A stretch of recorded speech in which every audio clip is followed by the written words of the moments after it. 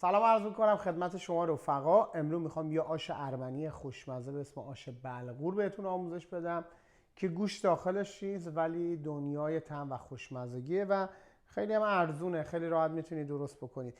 موادم پیمونه گرفتم، هر پیمونهش یک کاپه، حالا هر جوری دوست دارید، ولی همه رو یه پیمونه ای گرفتم که شما هم دوچار اشتباه نشید. بریم سراغ مواد اولیه.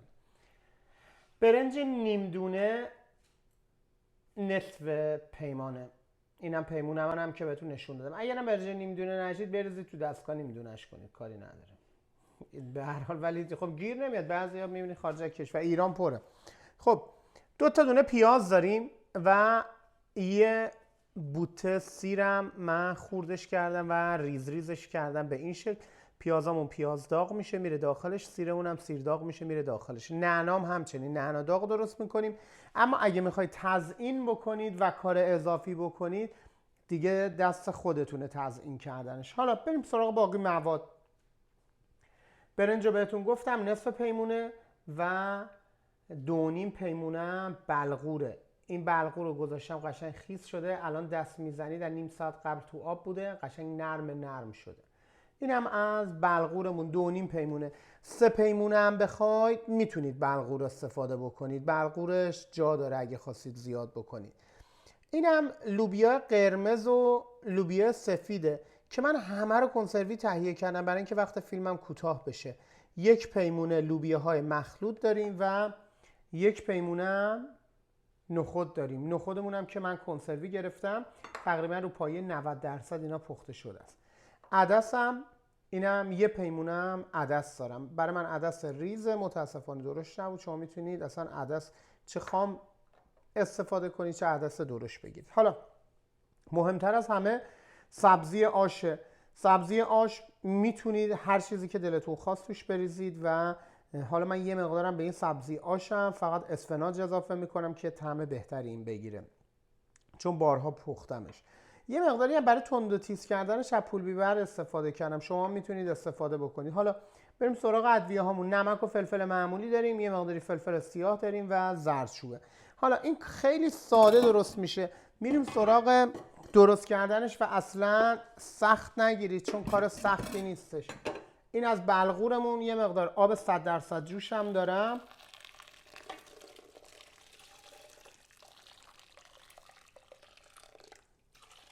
آب خیلی جوشه. خب حالا این اندازه آبی که میخوام داخلش بریزم، اینم به اندازه 2 بند انگشت بالای بلغوره آب میریزم. این بلغورم میره اونقدر میپزه که کاملا لعاب بندازه. این از این.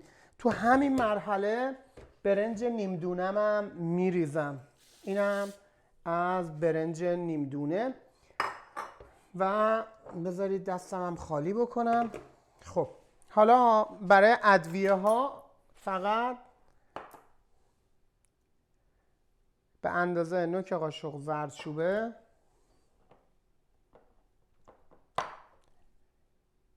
فلفل سیاه. حالا چرا نمک نمیزنم؟ چون آب این احتمال داره کم و زیاد بشه، متغیر بشه، بس نمک نمیزنم.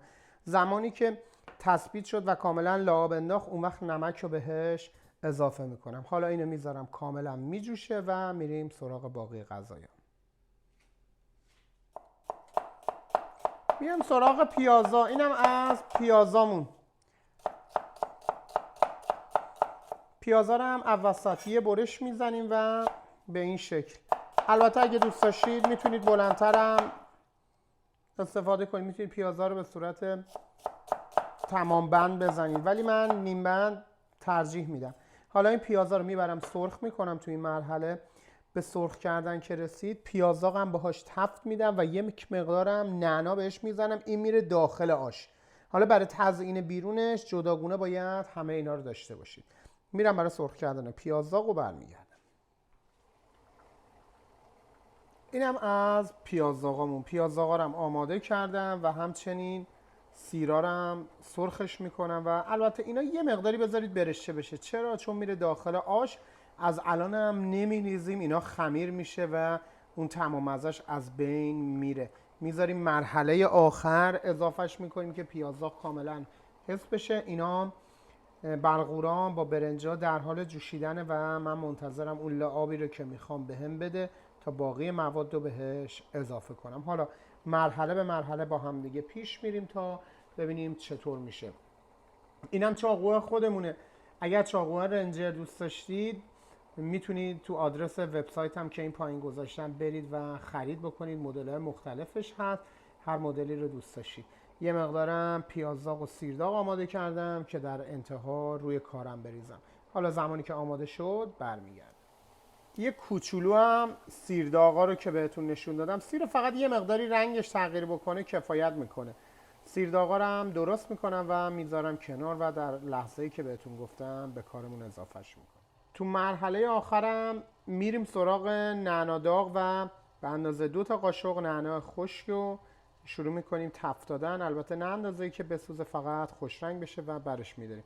مقداریش رو برای روی تزیینش میذارم و مقداریش هم برای داخلش میذارم. فقط من یه چیزی رو عرض کنم خدمتتون که خب میدونید من نخود و لوبیام پخته شده بود. اگه پخته نشده بود شما باید همون اول نخود و لوبیا و عدسینا رو که از شب قبل خیس کرده بودید اضافه میکردید. حالا میام سراغ سبزی. این به اون لعابی که خواستم رسیدم. این الان اون لعابیه که من از این میخواستم. حالا سبزی ها رو هم تو این مرحله بهش سبزی آشم رو اضافه میکنم. سبزی آشم هم که خب به هر حال سبزی آش همه چیزش اینجا پیدا نمیشه، اما از ایران یه سری بسته‌بندی هست میادش و منم تهیه میکنم مثل شما. این از این. تو این مرحله حالا پول بیبرمونم اضافه میکنیم و فقط حالا اینم از سیر و پیاز و نعنایی بود که من ریخته بودم. اینا رو میذارم با هم دیگه یه قل بخوره و بعد میام نمک و ادویه هاشو بهش اضافه میکنم. خب حالا به این مرحله که رسیدیم سبزی ها رو هم کاملا هم زدیم. میبینید اینم لعابدار شده. حالا موقع تنظیم کردن نمکش. الان آبش اینا اوکیه، فقط میرم برای تنظیم کردن نمکش. بعد نمک هم تیکه تیکه اضافه بکنید چون بلغورم نمک رو به خودش میگیره. تیکه تیکه اضافه بکنید. من کارم با یه قاشق شروع میکنم. یه قاشق رو میریزم و کاملا هم میزنم و قاشق بعدی رو امتحان میکنم. یه ذره ازش میچشم. یه قاشق دیگه هم میخوادش. البته نمک مزش بعد چند دقیقه ول میکنه تو تمام قسمت ها. این از این و میذارم یه مقداری هم قل میخوره و تو مرحله آخر نخود و لوبیا رو میارم بهش اضافه میکنم. فقط آش درست کردید کم درست نکنید چون پدر آدم در میاد پای گاز هی برو اینو بریزون. اصلا دیگه کلافه شدم به جون خودم، میخوام برم بخوابم. شوخی میکنم. خب نخود و لوبیا رو میریزیم و همینطور عدسش هم اضافه میکنیم چون اینا قبل پخته شده بود، به خاطر همین من کنسروی گرفته بودم دیگه. خودتون تو جریان هستید. اما اونقدر خوشمزه شده که از این نمیشه گذشت. حالا با اینا هم میذارم به مدت قل ریز، البته میذارم به مدت نیم ساعت قل ریز بخوره و بعد میکشم و همونجا باهاتون خدافظی میکنم. خب دیگه آش ما هم درست شد. فقط میخواید اگه روی تاپش میخواید چیزی بذارید بعد یه مقداری فرصت بدید که آش خونه، ولی این اونقدر داغه اصلا نمیشه بهش دست زد. یه مقداری بهش فرصت بدید که این آش سرد بشه. روش که سرد میشه میتونید موادتون رو روش بچینید. بعدم آش چیز خسته کننده یه برید دنبال یه چیزی سیخ کباب بزن سریع تمامش کن بره. باورتون نمیشه. تو استرالیا اولین آشیه که بعد 10 سال من پختم. من آش نه تا حالا آش پختم. آش چی بوده؟ آش شل قلمکار، آش رشته نداشتیم. به جون خودم نداشتیم. تا حالا آش نپختم. من چون میدونم آش رشته نپختم. هنوز درس آش ماست سوپ ما آش ماست بود. آره یه دونه آش ماست دارم. آره یه آش ماست درس دادم ولی باور نمیشه. برو یه بار پیاز درست کن، یه بار اصلا آقا جون برید بیرون یه دونه بخورید تمومش کنید. شوخی میکنم. درست کردم یه قابلمه، هم خودم میزنیم هم همکارام میزنیم، خانومم سر کار میبره. تقریبا فکر میکنم اگه درست استفاده کنیم 2 هفته داریمش. آقا دم همتون گرم، دوستتون دارم. فیلمامون اشتراک گذاری کنید. من که براتون وقت میذارم فیلم درست میکنم، شما به من لطف کنید و فیلم‌ها رو اشتراک گذاری کنید. بذارید چنلمون بزرگتر بشه. به هر حال جزو چنل‌های قدیمیه، برای خودتونه، برای منم نیستش. به هر حال چنل ما متعلق به مردمه. من تو اینستاگرام هم نوشتم و گفتم که این برای مردمه، برای من نیستش، یعنی چیزی که دارم توش میذارم فقط به صرف خدمت کردن. آقا دم همتون گرم، هر جای دنیا که هستید شاد و خرم باشید. دوستتون دارم.